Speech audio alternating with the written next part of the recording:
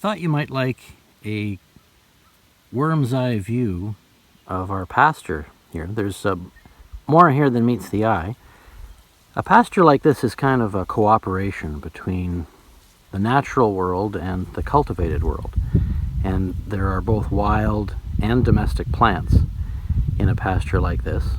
And my job is to maintain a kind of a balance between the two, using different techniques. But let's just take a close look here, and I'll introduce you to some of my favorite plants. You probably recognize this as clover. Clover is a member of the legume family, which is a group of plants that have little nodules on the roots. And the nodules form homes for microorganisms that take nitrogen out of the air, which is not usable to plants, and converts it into a form that plants can use. And when a plant has lots of available nitrogen, it can produce proteins. So I like clover because it adds protein to the diet of the cattle that graze on this. And protein is often in short supply, so that's why that plant is a good thing.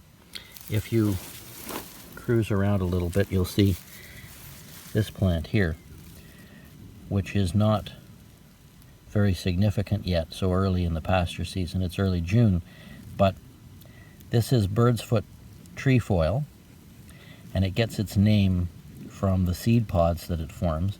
It looks like the three-toed foot of a songbird, and it's also a legume. It has the ability to do very well in a grazing situation like this. So sometimes people like me will spread legume seed around in the wintertime when there's still a little bit of snow left in March and some frost, some freezing and thawing cycles yet to happen. That freezing and thawing will open up the soil, and trefoil is one of the things that does very well in a situation like that. So I can improve the trefoil content in a pasture like this without plowing or cultivating, just by spreading seed at the right time of the year. Now this grass here, this is also a cultivated plant. This is called orchard grass. It's not my favorite grass. It does grow very well, and it provides bulk in the diet, but as you can see here, it's already forming seed heads. And when a grass starts to form seed, its nutrition value decreases. So the reason I'm out here today is to rearrange the fences so I can get the cattle out on this section to get them to chew it down and move on to the next section.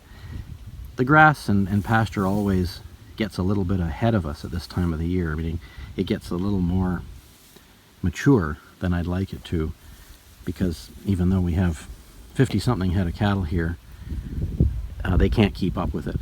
They can't keep up with the flush of spring growth. So clover, trefoil, orchard grass, those are the three main domesticated plants that are here. But as I said, a pasture like this is a kind of a cooperation between nature and mankind. And so there are lots of wild plants here.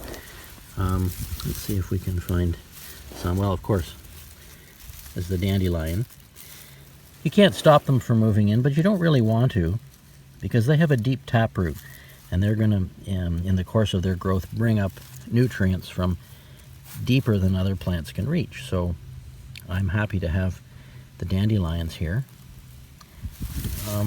There's also, oh, here we go, wild strawberry plants. They never really amount to very large berries. They're just about the size of a store-bought blueberry, even on a good year when we get some rains, and sometimes if things dry out, we don't get any strawberries at all, but they are delicious. There's a lot of flavor packed into these little berries when they mature.